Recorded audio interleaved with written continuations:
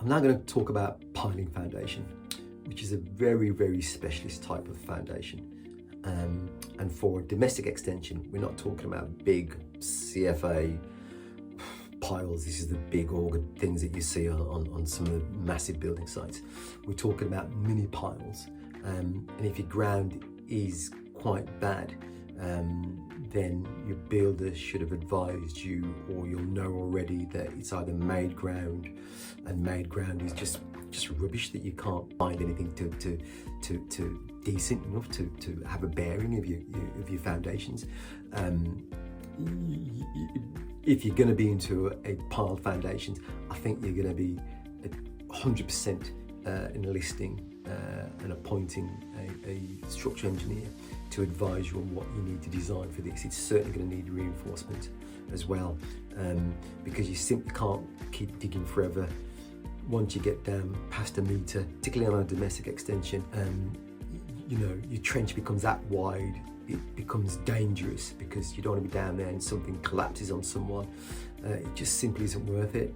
If you start digging and you find that the ground is loose, just paving away, you're going to have to get a structural engineer on board. And look, I know it always seems like an expensive acquisition or expensive thing you have to do, but you just can't compromise on your foundation. So you need to get a structural engineer on board to advise you on what you're going to need to do.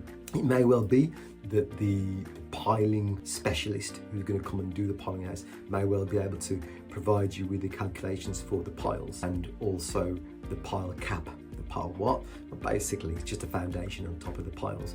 So with the piles, who knows how deep they'll go down. The piling contractor may do a desktop study of what? Basically, he'll best guess on the type of ground, maybe experiences of other people who've had extensions locally to you, who've had to have piles. Piles for a domestic can go down 6 metres, 12 metres, 18 metres, who knows?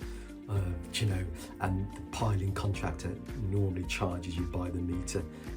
Yeah, it can be a very, very expensive foundation to have.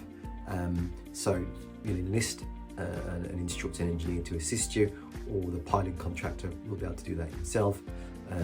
They'll probably use mini piles. A lot of the small domestic ones I've seen, they use a steel encasement pile, so they will use a machine like the one in the picture. This machine, or this pile, it's basically a tube, a steel tube. The steel tube gets hammered into the ground. It gets hammered into the ground until the hammering capacity says it's reached a suitable bearing pressure. That means the good ground. And then what they simply do is fill that up with concrete. They will then fill it with concrete. They'll do a series of piles in the example that I'm showing now. They'll fill that with concrete, and then they'll probably put a pile cap on that with a layer, and they will fill the rest of it out with a reinforced ground beam stroke pile cap.